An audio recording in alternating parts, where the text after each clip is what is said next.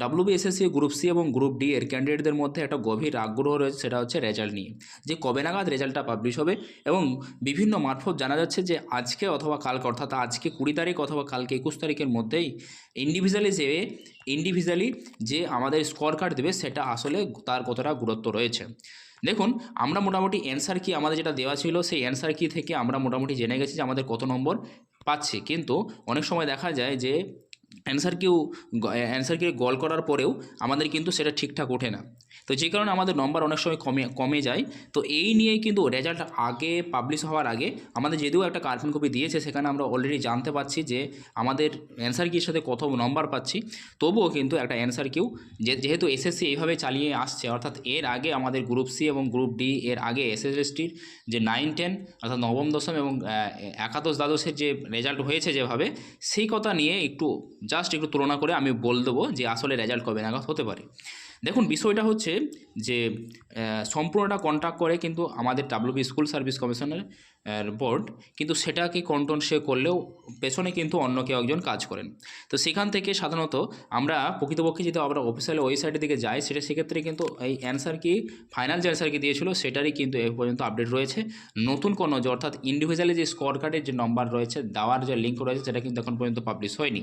যখন নম্বরের score card দেওয়ার যে নম্বর যখন পাবলিশ হবে, তখন এখানে আরেকটা অপশান থাকবে, সেখানে আপনি যাবেন, তারপর লগ ইন করে আপনার স্কোর কার্ডটা ডাউনলোড করতে পারবেন। এবার আসি যে স্কোর কার্ডটা দেওয়ার ঠিক কতদিন পরে রেজাল্ট দিতে পারে। দেখুন, এই বিষয়টা আমরা নিতান্তই কেউ কিন্তু ডাব্লিউবিএসএসসি, সেটা হচ্ছে যে এসএসসি এর আগে অর্থাৎ এসএলএসটির নবম দশম এবং একাদশ দ্বাদশের ক্ষেত্রে যেরকমটা ঘটিয়েছে সেই অনুপাতে আমরা কিন্তু বিষয়গুলো নিয়ে আলোচনা করব। দেখুন, বিষয়টা হচ্ছে যে এসএলএসটি নবম দশম যে বিষয়টা ছিল সেটা হচ্ছে তাদের যে পরীক্ষা হয়েছিল নবম দশমে, সেটা হচ্ছে আপনার 7ই সেপ্টেম্বর, ঠিক আছে, 7ই সেপ্টেম্বর পরীক্ষা হয়েছিল। আর এই নবম দশমের যে অ্যান্সার কি রিলিজ হয়েছিল সেটা হচ্ছে 16ই সেপ্টেম্বর, ওকে। আর একাদশ দ্বাদশে যে পরীক্ষা হয়েছিল সেটা হচ্ছে 14ই সেপ্টেম্বর, আর তার যে অ্যান্সার কি পাবলিশ হয়েছে সেটা হচ্ছে আপনার 20 সেপ্টেম্বর। তাহলে আমরা দেখছি যে রেজাল্ট দেওয়ার আগে কিন্তু তারা অ্যান্সার কি পাবলিশ করে, অলরেডি আমাদের অ্যান্সার কি পাবলিশ করে দিয়েছে।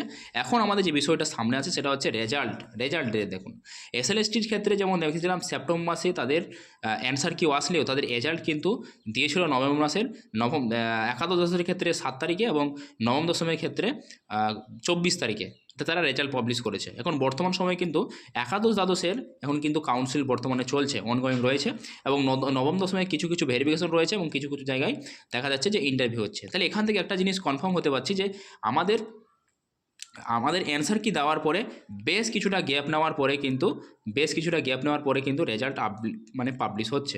তাহলে আমরা অলরেডি অ্যান্সার কি দিয়েছি, এখন স্কোর কার্ড আমাদের আজকে অথবা কালকে আসার কথা। এই স্কোর কার্ডটা আসার পরে মোটামুটি 15 থেকে 20 দিন, মোটামুটি 15 থেকে আপনার 20 দিন সময়, ঠিক আছে, 15 থেকে 20 দিন সময়ের মধ্যে কিন্তু তারা রেজাল্ট ইতিমধ্যে পাবলিশ করেছে। যদি আমাদের ভোট রয়েছে, সুতরাং 4 তারিখে ভোটের রেজাল্ট রয়েছে।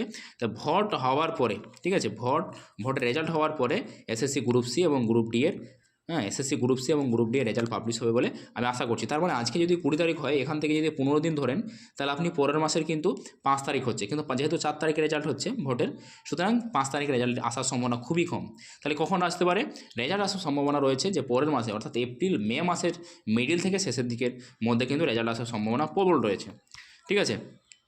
এবার আমরা গ্রুপ ডি এর ক্ষেত্রে আমরা একটু জিনিস দেখে নিই, সেটা হচ্ছে গ্রুপ ডি এর ক্ষেত্রে দেখুন একটা বিষয়, সেটা হচ্ছে আমাদের পরীক্ষা হয়েছিল গ্রুপ সি এর ক্ষেত্রে 1 মার্চ এবং গ্রুপ ডি এর ক্ষেত্রে 8ই মার্চ পরীক্ষা হয়েছিল। আর এখান থেকে যে অ্যান্সার কি দিয়েছিল, আমাদের অ্যান্সার কি যে ডেট ছিল সেটা হচ্ছে এপ্রিল মাস। তাহলে মার্চ থেকে এপ্রিল প্রায় 1 মাস সময় কিন্তু নিয়েছে অ্যান্সার কি দেওয়ার জন্য। কিন্তু সেখানেই এসএলএসটির ক্ষেত্রে দেখুন 4 থেকে 5 দিনের মধ্যে দেখুন 14 তারিখে, 7 তারিখে, এদিকে আপনার 7 তারিখে পরীক্ষা হচ্ছে নবম দশমের, আর রেজাল্ট সেখানটায় অ্যান্সার কি দিচ্ছে 16 তারিখে, আর এখানটায় আপনার একাদশ দশমের ক্ষেত্রে 14 তারিখে পরীক্ষা হচ্ছে, 20 তারিখে আপনার অ্যান্সার কি দিচ্ছে। সুতরাং এখানে দেখুন মোটামুটি 8 থেকে 10 দিনের মধ্যে আমি মনে নিলাম যে 10 দিনের মধ্যে তারা কিন্তু অ্যান্সার কি পাবলিশ করেছিল। কিন্তু একই জায়গায় এসএসসির গ্রুপ সি এবং ডি এর ক্ষেত্রে দেখুন মার্চ মাসে পরীক্ষা হয়েছে আর অ্যান্সার কি পাবলিশ করেছে এপ্রিল মাসে, ওকে। মার্চ মাসের ফার্স্ট উইকে পরীক্ষা হচ্ছে, এপ্রিল মাসের ফার্স্ট উইকে রেজাল্ট দিচ্ছে। তার মানে এখানে কিন্তু ওখানে 10 দিনের জায়গায় এখানে কিন্তু 1 মাস সময় নিয়ে, ঠিক আছে, 1 মাস কিন্তু এখানে সময় নিয়ে নিচ্ছে। তার মানে এখান থেকে এটা আন্দাজ করা যায় যে এখানে রেজাল্ট যদিও সকলে বিভিন্ন রকম মতবাদ দিচ্ছে, কিন্তু সেক্ষেত্রে রেজাল্ট কিন্তু এখন হওয়ার সম্ভাবনা খুবই কম রয়েছে। ঠিক আছে, এপ্রিল এপ্রিল মাসে তো রেজাল্ট হবেই না, মে মাসে কিন্তু রেজাল্ট হওয়ার একটা প্রবল সম্ভাবনা রয়েছে মে মাসের দিকে। ঠিক আছে, মে মাসের দিকে প্রবল রয়েছে, মে থেকে জুলাই মাস। অলরেডি তো আমাদের এসএসসির একবার চেয়ারম্যান তিনি জানিয়েছিলেন, যে বিভিন্ন একটা সংবাদ মাধ্যমে আমরা জেনেছিলাম যে জুলাই মাসের আগে কিন্তু রেজাল্ট হওয়ার সম্ভাবনা খুবই কম। তা আমি মোটামুটি ধরে রাখছি যে মে মাসের দিকে কিন্তু রেজাল্ট হওয়ার সম্ভাবনা রয়েছে। মানে আজ থেকে মোটামুটি ধরে নিন যে 1 থেকে 1.5 মাস সময় কিন্তু রেজাল্টের জন্য সময় রয়েছে। এখন দেখুন এই যে ইন্টারভিউ বিষয়টা রয়েছে, এরপরে যে বিষয়টা রয়েছে সেটা হচ্ছে ইন্টারভিউ। এই ইন্টারভিউ প্রিপারেশন আপনি কীভাবে নেবেন সেই বিষয় নিয়ে জাস্ট একটু আলোচনা করছি আপনাদের সাথে। দেখুন রেজাল্টের অ্যান্সার কি দেওয়ার পরে আমাদের মোটামুটি একটা নম্বর, আমরা যে নম্বরটা পেয়েছি সেই নম্বরটা আশা করছি সকলেই পাবো, এবং সকলের পরীক্ষা আশা করছি সবারই ভালো হয়েছে। এবার দেখা যায় যদি কখনো কখনো যে আপনি অমার সিটে যদি আপনার দেখা যায় যে আপনি সাপোজ বললাম গ্রুপ সিতে আপনি 56 পাচ্ছেন, কিন্তু ওখানে আপনার স্কোর কার্ডে দেখাচ্ছে 54-55, সেক্ষেত্রে কিন্তু ঘটনা যেটা হবে সেটা হচ্ছে আপনার কোনো একটি নম্বর ওখানে অ্যাড হয়নি। ঠিক আছে, আপনি কোনো একটি গোল করতে হয়তো বা ভুল বা সমস্যা হয়েছে, যে কারণে আপনার কিন্তু নম্বরটা অ্যাড হয়নি। সেক্ষেত্রে কিন্তু আপনি আরটিআই করে আপনার অমার কপি জমা